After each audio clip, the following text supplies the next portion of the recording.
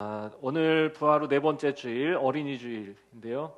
우리가 부활절기 동안 죽음을 이기시고 다시 사셔서 제자들과 함께 동행해 주셨던, 그래서 그 제자들의 삶에 나타난 변화들의 이유가 되셨던 주님의 이야기, 또 변화된 제자들의 이야기를 우리가 지금 계속 찾아가고 있습니다. 지난주에는 부활하신 주님이 다시 찾아오셔서 이 다혈질의 베드로를 격려해 주셨고 사랑으로, 그리고 다시 성령으로 찾아오셔서 베드로의 삶에 거하시기를, 베드로의 삶을 성전으로 빚으시기를 작정하셨던 예수님의 사랑 이야기, 이제 그것에 대해서 우리가 함께 살펴봤습니다. 그래서 오늘은 이제 두 번째 시간으로 요한의 변화에 대해서 생각해 보려고 합니다. 요한에게도 주님은 다시 찾아가셨고 성령으로 다시 오셔서 요한의 삶을 주님이 거하시는 성전으로 다시 빚으시는 것 동일합니다. 그런데 이 요한의 삶에는 또 어떤 변화가 더 나타났는지를 함께 찾아가 보는 시간을 가지려고 그러는 겁니다. 말씀을 준비하다가 요한이 마블 영화에 나오는 한 캐릭터를 닮았다, 이런 생각이 들었습니다. 이 마블 영화에 보면 뭐 여러 가지 인물들이 나오잖아요. 뭐 아이언맨도 있고요, 뭐 비전도 있고 뭐 이래요. 누구라고 생각이 드세요? 저는 헐크를 닮았다고 생각했습니다. 요한은 헐크에 가깝습니다. 왜냐? 첫 번째, 감정을 통제하지 못하는 불같은 성격의 소유자거든요. 그러니까 이 요한은요, 본래는 우리가 요한일서를 읽으면서 아니 이런 글을 쓰는 사람이 무슨 감정 통제가 안 되는 사람이야 라고 느낄 수 있어요. 맞아요. 저도 요한의 이미지는 그랬어요. 그런데 실제로 예수님과 함께 동행하던 시절, 그러니까 제자로 공생의 시절에 그 요한의 모습은 그렇지 않았던 것 같아요. 왜냐? 별명이 보아너게였거든요. 그러니까 이게 보아너게가 이 천둥번개란 뜻입니다. 그러니까 사람들은 그 사람을 천둥번개라고 해서 왜 그랬냐? 성격이 너무 불같고 이게 시끄러웠거든. 사람이 강하고. 그러니까 별명이 보아너게입니다. 그러니까 그러면 천둥번개면 토르 아닙니까? 토르 이럴 수 있어요. 그런데 이게 문제가 있어요. 이게 토르가 아닌 이유. 토르는 처음부터 착해. 힘만 세지. 그런데 헐크는 처음에는 좀 아니야. 그런데 여기 어떤 부분이 요한과 닮았냐? 이 헐크가 사랑에 반응합니다. 잘 모르시나 봐요. 이게 헐크가 사랑해. 이게 너무 재밌어. 첫 번째는 통제가 안 되는 성격이라는 거고요. 두 번째는요, 이 헐크가 사랑을 만나서 변화되기 시작했다는 거. 저는 솔직히 이제 마블 시리즈 제일 마지막 편에 보면 엔드게임이라고 있죠. 거기에서 보면 저는 그게 너무 어색해. 왜냐하면 거기에 나오는 모든 캐릭터들이 다 달라졌어요. 헐크가 달라지고 뭐 아이언맨이 달라집니다. 본래 아이언맨은 자기만 아는 사람이었는데 대의를 위해서 자신을 헌신해, 목숨을 내어주는 정말 이타적인 존재로 바뀌어. 이게 너무 낯설어. 그 아이언맨이 그러면서 I'm 아이언맨 이러면서 죽잖아요. 그게 너무 어색해. 그리고 또 이 와칸다 포레버를 외치던 블랙팬서도 원래 세상하고 소통하지 않던 이 사람인데 세상하고 소통하면서 세상을 구원하고, 무엇보다 헐크가 이상합니다. 왜냐하면 헐크는 통제 안 되는 매력이거든. 그런데 헐크가요, 통제됩니다. 이 마지막 편에서. 무엇으로? 이게 중요하지. 무엇으로 통제되느냐? 사랑의 힘으로 통제되는 거죠. 그래서 헐크를 닮았다, 이런 생각을 해본 겁니다. 이게 적절한 비유였는지 모르겠습니다. 요한 역시 사랑으로 변화된 사람이었어요. 누구의? 주님의 사랑으로. 그런데 그 사랑이 얼마나 이 요한에게 감격적이었는지 그 사랑에 가장 적극적으로 반응했던 사람이고, 그 사랑을 누구보다 깊이 있게 깨달은 사람이 요한이었다, 그겁니다. 그래서 요한의 삶을 바꾸어 놓은 한 단어를 대라 그러면 사랑이라고 말할 거예요. 실제로 그래서 요한이 기록한 성경에 보면 사랑이라는 말을 정말로 자주 사용합니다.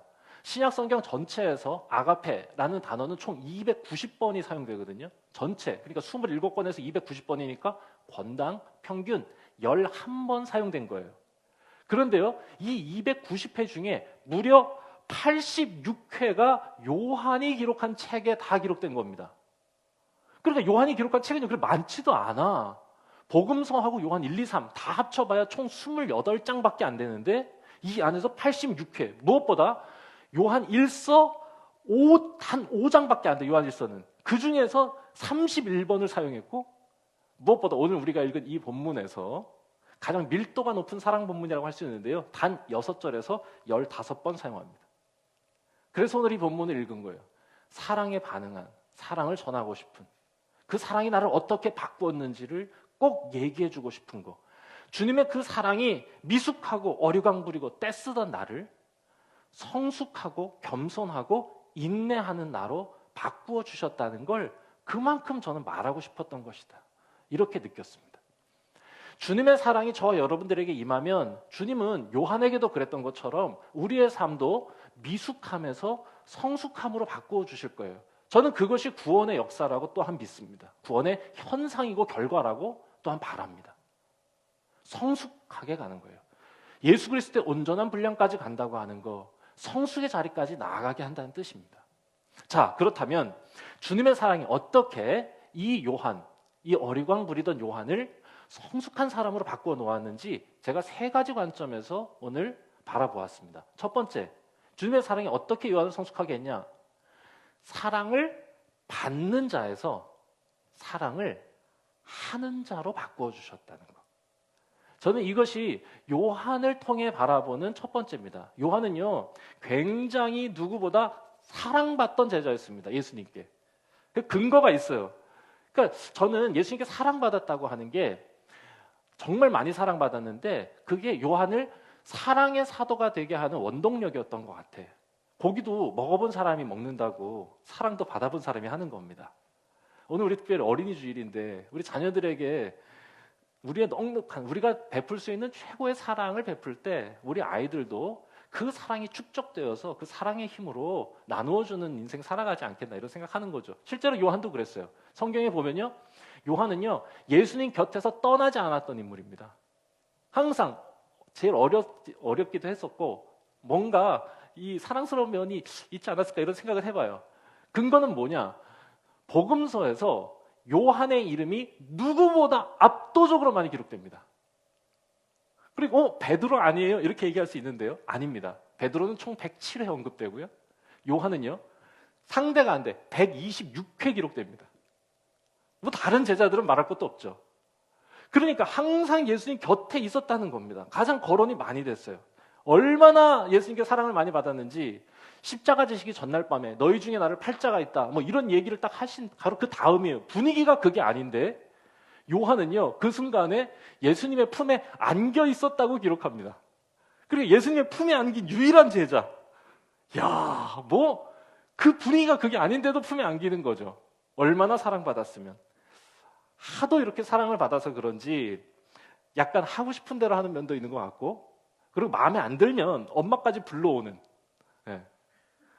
그러니까 이게 그야말로 어리광부리는 철부지였던 겁니다. 근데 이런 사람의 특징이 있죠. 이렇게 무조건 사랑 많이 받는다고 무조건 훌륭한 사람이 되는 건 아니에요. 이 조건이 하나가 걸립니다. 왜냐? 사랑을 많이 받아가지고 이상하게 삐뚤어진 사람도 있어요. 네. 그렇지 않기를 우리가 기도해야 되는데,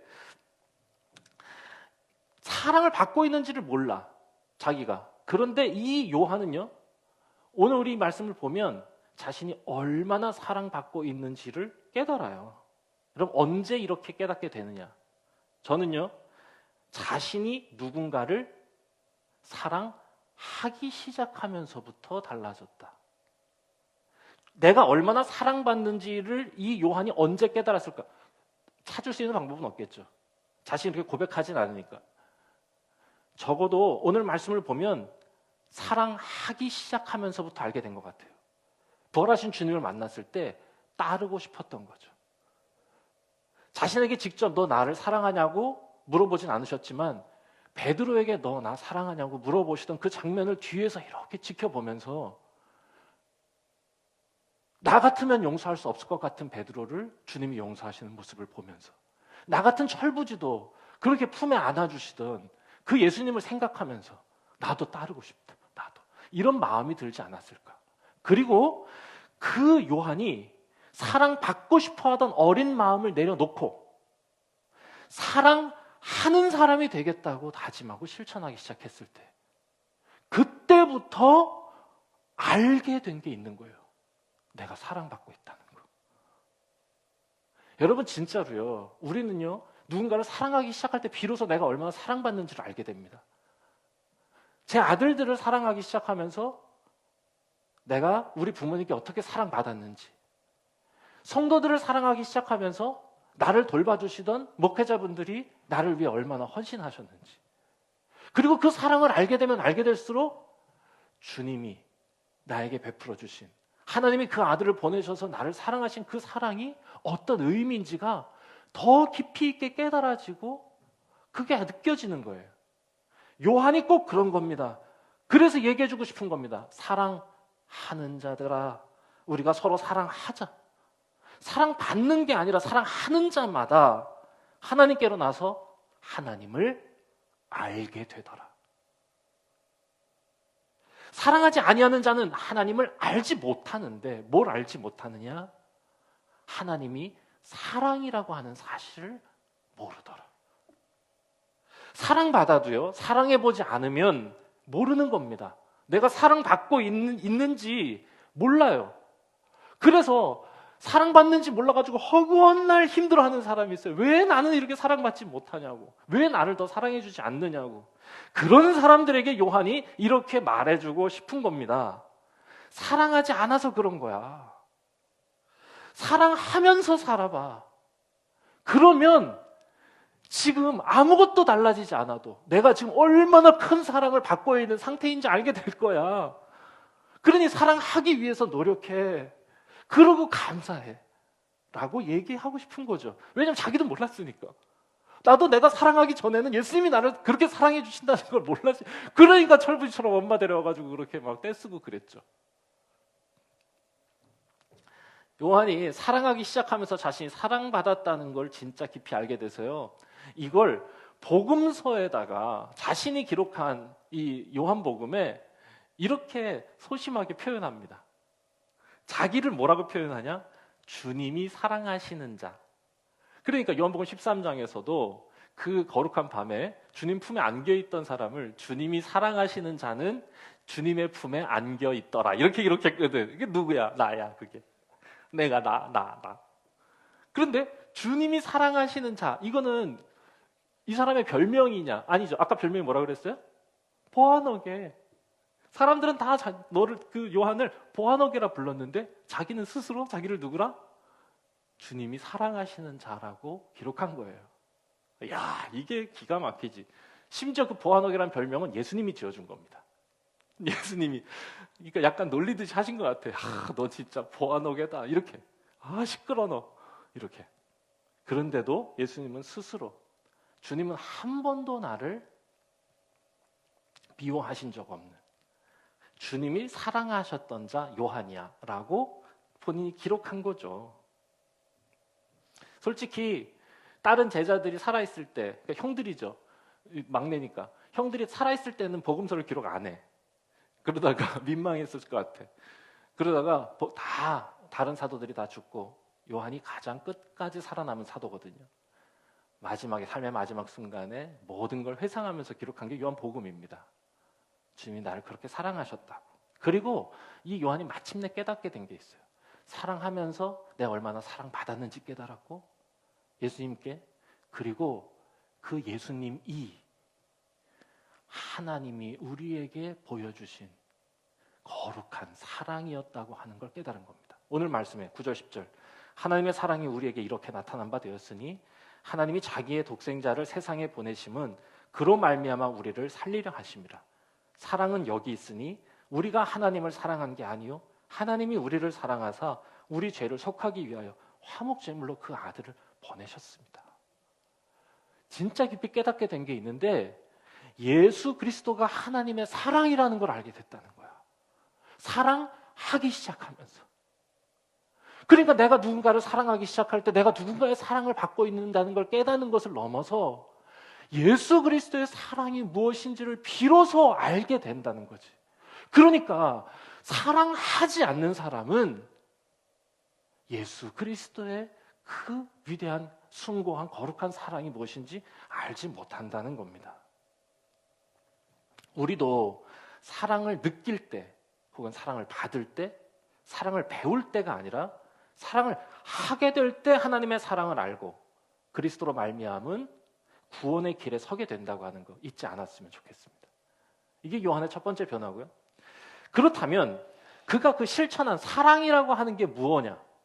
그러니까 사랑을 하기 시작했는데 사랑하는 그게 무엇이었냐? 두 번째는요.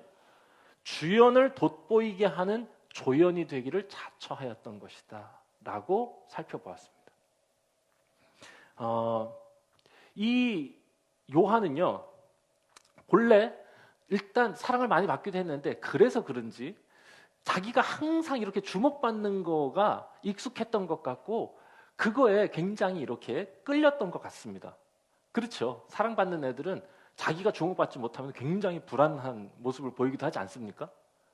근데 이 요한도 좀 그랬던 것 같아요. 앞서려 했어요. 소위 1등 컴플렉스가 있었던 사람이었던 것 같습니다. 그래서 엄마까지 데리고 와서 더 늦기 전에 자리 하나 차지할 생각으로 인사청탁, 특혜비리 이렇게 저지르려고 했던 거죠. 한마디로 다른 사람보다 내가 드러나기를 좋아했던 사람이 이 요한이었습니다. 그런데 이 요한이 부활하신 주님을 만난 그 이후에 달라지는 거죠. 그 달라진 모습을 어디서 확인할 수 있냐? 사도행전 3장에 보면 베드로와 요한이 기도하러 성전에 올라가는 오후 3시에 성전에 올라가는 장면이 나옵니다. 그런데 그때 성전 미문에 앉아있던 안진뱅이를 일으키는 장면이 나오는데요. 만약에 이때 요한이 전과 같았다면 나대고 주목받고 1등 되는 것에 완전히 매몰되어 있던 인생이었다면 아마 베드로가 은과금은 내게 없거니와 이럴 때 가로막고 자기도 한마디 했을 겁니다. 그런데 사도행전에서는요, 요한은 잠잠히 뒤에서 조용히 기도하는 조력자로 표현됩니다. 자기를 드러내지 않아요. 놀랍게도 그 뒤에 있어요. 이렇게 베드로가 주연이 되도록 베드로를 높여주는 기가 막힌 조연이 되기를 작정한 거죠. 여기서만 그러냐? 아니에요. 아까 제가 복음서에서 베드로는 107회, 요한은 126회 기록됐다고 그랬죠. 이게요, 마태, 마가, 누가복음에서는요 훨씬 더 차이를 많이 보입니다. 마태복음에서 요한은 37회, 베드로는 23회 나타나. 다른 복음서들은 마찬가지인데요. 오직 요한이 쓴 자신이 기록한 요한의 복음서에서는요, 요한은 21회, 베드로가 38회 등장합니다. 자기는 뒤로 빠지고 베드로를 높여주는 조연이 되는 거예요. 이게 달라진 요한의 모습입니다. 왜냐, 다른 복음서들은 그 어리숙했던 미숙했던 요한의 모습을 기록해서 항상 그 옆에서 드러나던 걸 기억했던 것 같아요. 그런데 성숙하게 변화시켜 주신 요한의 모습은 조연자의 모습으로 바뀐 거죠. 여러분, 흔히들 겸손을 자기를 낮추는 거라고 생각하지만 그렇지 않습니다. 자기를 낮추는 것이라기보다 정확히 말하면 다른 사람을 높여주는 것이 겸손입니다. 진짜 겸손한 사람은요, 힘이 없어서 비굴해지는 사람이 아니라 힘이 있지만 다른 사람을 높여주는 일을 기뻐하는 사람을 겸손한 사람이라고 합니다. 최근에 윤여정 씨의 인터뷰 때문에 뭐 난리도 아니었죠. 네. 한국 배우 최초로 오스카 여우 조연상. 야, 이게 그것도 할머니가, 더 놀라운 건 그 할머니가 거침없이 영어를 합니다. 고급 영어를 구사하는 건 아닌데 이상하게 들려. 심지어 그 말에 미국 사람들이 막 웃어. 기가 막혔다.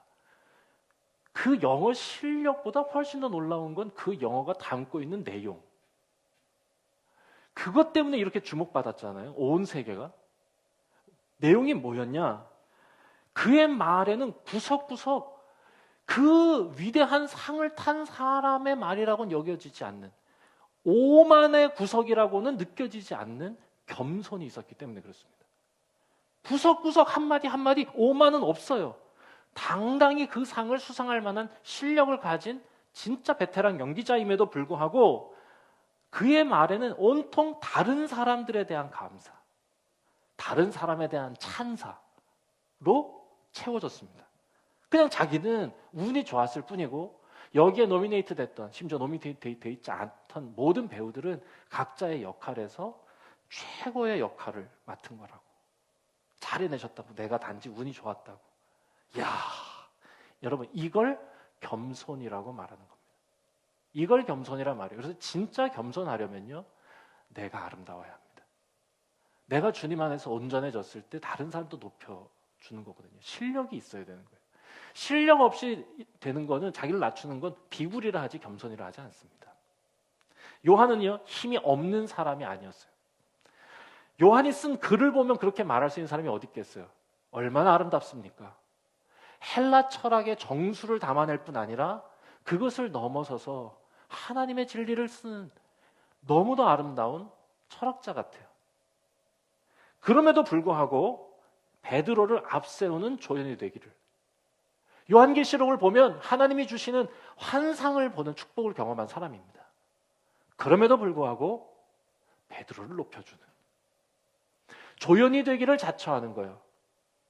여러분, 이게 예수님을 따르겠다고, 예수님처럼 사랑을 실천하겠다고 했던 베드로의 삶에 나타난 현상이요. 이 겸손을 가능케 한 힘이 무언지 뿌리로 내려가 보면 거기에 사랑이 있다는 걸 알게 됩니다. 겸손의 뿌리에는 사랑이 있어요. 사랑이 뿌리라면 겸손은 열매입니다. 사랑이 이유라면 겸손은 결과입니다. 왜냐? 사랑은 다른 사람을 꽃 피워주는 능력 아닙니까? 우리가 아이들을 사랑한다고 할 때, 우리가 주님을 사랑한다고 할 때, 사랑하는 그 대상을 꽃 피워주게 하는 신비한 능력이 사랑 아닙니까? 그것이 그렇다면, 우리의 삶 속에서 구체적으로 구현되고 실현된다면 어떤 형태로 나타나겠습니까? 겸손입니다. 다른 이를 높여주고 다른 이를 꽃 피워주는 겸손으로 나타납니다. 그 겸손의 가치는 내가 가진 실력의 높이만큼 빛날 것입니다. 내가 나의 삶을 성실하게 주님과 함께 작품으로 만들어갈 때 내가 실천하는 사랑도 겸손도 아름답게 빛나지 않겠나. 그래서 요한은요, 이 말을 그렇게 하는 겁니다. 주님이 나를 사랑하신 것처럼 너희도 서로 사랑하라. 요한복음에서도요, 주님이 우리를 사랑하신 것처럼, 내가 너희를 사랑한 것처럼 너희도 서로 사랑하라. 오늘 우리 말씀 11절에서도 사랑하는 자들아 하나님이 이같이 우리를 사랑하셨은즉 우리도 서로 사랑하는 게 마땅하다. 주님이 우리를 높여주셨던 것 같이 우리도 서로 높여주는 것이 마땅하다. 바울도 빌립보서에서 이렇게 말합니다. 너희가 이 마음을 품어라. 곧 예수 그리스도의 마음인데, 그건 어떤 마음이냐? 겸손의 마음이다. 낮아지셔서 우리를 높여주신 그 마음을 너희가 품어라. 이걸 사랑이라 말하는 겁니다. 주님이 우리를 사랑하신 것처럼 너희도 서로 사랑하라. 좋아하라는 게 아니죠. 아니, 좋아해야죠. 좋아하는 걸 넘어서죠. 이와 같은 사랑의 신비가, 이 사랑의 열매가 우리 삶에 나타났으면 너무 좋겠어요. 그리고 마지막, 자, 그러면 요한은 어떻게 이 일을 끝까지 감당할 수 있었을까? 요한은요, 끝까지 살아남은 유일한 사도였고요, 끝까지 변심하지 않은 위대한 제자가 되었던 겁니다. 몇 살까지 살았냐? 98년에 죽었다는 기록이 있어요. 그러니까 몇 살인지는 모르는데 98년에 돌아가셨어. maybe 80세는 충분히 넘기셨다. 85세쯤으로 추측합니다. 예수님이 돌아가신 이후에, 예수님 사후 약 60년, 65년 정도를 지낸 거죠. 초대교회 화가들이요, 이 사도를 그릴 때 사도들의 그림을 그리는데 대개는 뭐 진짜 사도를 본 사람들이 그 화가는 아니었기 때문에 대충 상상으로 그리는 거야. 베드로 이렇게 하면 이렇게 눈 감고 한번 상상해보고 아 이렇게 생겼을 거야 이러면서 이렇게 그리는 거죠. 예수님 초상화도 실은 다 상상으로 그리잖아요. 다 백인으로 그려가지고 요즘에는 조금 바꾸고 그러잖아요. 예.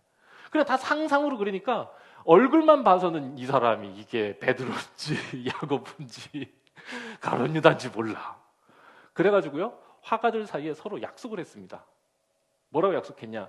베드로를 그릴 때는 손에 열쇠를 들고 있게 하자. 그리고 몸에 화살을 맞고 있는 사람이 있으면 그 이제 사도는 아닌데 세바스찬입니다. 세바스찬. 네. 그 사람은 화살을 맞고 죽어가지고 화살이 몸에 꽂혀 있으면 그래서 걔는 세바스찬이야. 그러면 요한을 그릴 때는 어떻게 서로 약속을 했느냐? 이마를 튀어나오게 그리자 그랬어요. 왜? 하도 기도를 하다가 이마가 튀어나올 지경이었다는 소문이 있었거든요. 이 일을 하기 위해서 요한이 노력했던 거, 붙들었던 거, 잊지 않은 거, 기도의 사람이 되었다는 거. 사랑하고 겸손하기 위해서 기도했다 이거예요. 아마도 저는 요한은 자기가 기도하지 않아서 예수님이 힘들어하시던 그 마지막 밤을 기억했을 것 같습니다. 마지막 밤에 그렇게 깨어서 같이 기도하자고 얘기하시던 그 예수님의 이야기가, 목소리가 아마 메아리 쳤을 거예요. 그리고는 이 요한은 그날의 실수를 반복하지 않기 위해서 더 기도에 힘쓰지 않았을까? 기도를 잊지 않았을 겁니다. 주님, 겸손하게 해주세요. 주님, 사랑하게 해주세요. 제 모든 판단의 근거가, 선택의 근거가, 분별의 근거가 사랑이게 해주세요. 그래서 끝까지 맡겨주신 사랑의 사명 실천하게 해주세요. 아마 이렇게 기도하지 않았을까? 요한이 가장 오래 살아남고 끝까지 변심하지 않았는데 여러분 어려운 일이 없었겠습니까? 아니죠. 오래 산 만큼요. 박해의 모든 현장들에 요한이 있었습니다. 예수님 부활하시고 승천하신 이후에 얼마 지나지 않아 예루살렘에서 벌어진 스데반 순교 사건. 스데반이 순교한 이후에 유대인들의 박해가 시작되면서 그리스도인들이 전부 도망가게 되는 일이 있었어요. 그 자리에도 요한이 있었을 겁니다. AD 64년 예수님 돌아가시고 나서 20년, 30년 좀 지난 후에 로마에 대화재가 일어났는데 그 대화재의 원인을 기독교인들에게 몰아세워서 기독교에 대한 심각한 박해가 시작됩니다. 로마에 의한 박해 때도 요한은 있었습니다. 그리고 71년 로마가 예루살렘을 점령하고 예루살렘 성을 완전히 무너뜨린 다음에 이 유대인들을 다 추방했을 때 그때 요한은 예루살렘에서 쫓겨났을 겁니다. 실제로 요한은 에베소에서 예수님의 어머니와 함께 신앙생활하고 교회를 섬기다가 거기에서 돌아가셨다고. 그래서 거기 무덤이 있습니다. 힘든 일이 있었어요. 그럼에도 요한이 포기하지 않을 수 있었던 거 저는 기도했기 때문이다. 기도하면서 예수님이 보여주시는 기도 중에 보여주시는 그 끝에 있는 승리에 대한 환상을 보았기 때문이다 라고 생각합니다. 기도할 때마다 부활하신 예수님을 보았을 거예요. 여러분 부활의 의미가 뭡니까? 부활은 끝난 것 같지만 그것이 끝이 아니라는 거 아닙니까? 다 끝났다고 생각했을 때 우리와 같은 그러나 우리와 다른 몸으로 우리에게 오셔서 그 위대한 승리를 우리에게 증명해 주셨던 예수님. 우리가 부활의 주님을 붙든다고 하는 건 그 끝의 승리를 바라보면서 살아간다고 하는 것 아닙니까? 저는 이게 우리가 기도하는 이유가 되기를 바랍니다. 아이들을 위해서, 성도들을 위해서 우리가 계속 기도 주간을 가지면서 저에게도 기도 제목이 있어요.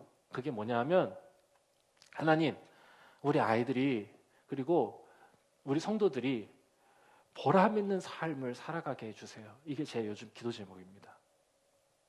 왜냐하면 보람 있다고 하는 건 수고한 만큼 보상을 열매를 거두는 삶을 보람 있는 삶이라 그러지 않습니까?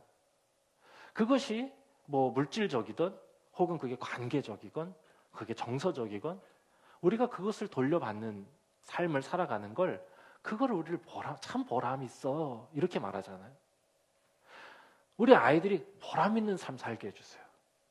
우리 성도들이 보람 있는 세상을 살아가게 해주세요라는 게 제 기도 제목입니다. 그런데 잊지 말아야 할 거, 그 보상은 지금 당장 내가 원하는 시간이 아니라 주님이 생각하시는 주님이 때에 혹은 삶의 마지막 자리에서 우리를 삶에 돌아볼 때 나의 삶은 참 보람된 삶이었어. 하나님께 참 감사해. 라고 하게 되는 게 아닌가. 내가 원하는 시간에 오는 게 아니에요. 그 끝에서 만나게 되는 거죠. 그래서 제가 기도가 보람 있게 살게 해주시고 그 보람을 기다리는 성도 되게 해달라는 게 제 기도입니다. 얼마 전에 우리 아이들 시험 기간이었습니다. 네. 우리 김태커는 고2 지금 중간고사를 받고 김태균 드디어 인생 최초로 시험이라는 걸 보게 된 겁니다. 열심히 했어요. 네. 시험 마친 날 함께 식사 자리를 마련해서 맛있는 거 먹으면서 아이들한테 오랫동안 준비한 말을 해줬습니다. 이게 뭐냐? 얘들아, 열심히 해도 결과가 안 나올 수 있어. 괜찮아.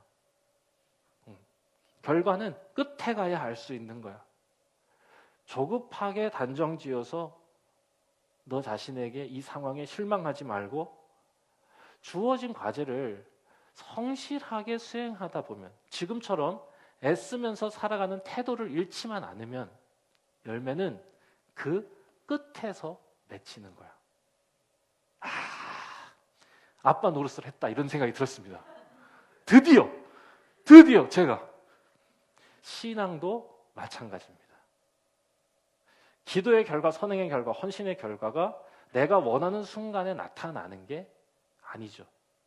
요한의 삶을 돌아봐도 그렇습니다. 수많은 박해와 고난을 당하면서 그의 삶에 돌아왔던 거, 그 당시 그때의 당장의 보상이 아니었어요. 그럼에도 불구하고 이 요한은 나는 주님께 사랑받은 자였다고 고백하고 있는 거 아닙니까? 마지막 자리에서. 내가 문제 앞에서 하나님과 함께 대화하며 기도하면 하나님은 우리에게 요한에게 그러셨던 것처럼 그 끝의 승리를 보게 하실 겁니다. 이게 기도의 이유고 기도의 능력입니다. 낙심하지 말고 바른 길 걸어가면 때를 따라 꽃 피워주시는 하나님의 은혜를 만나는 거죠.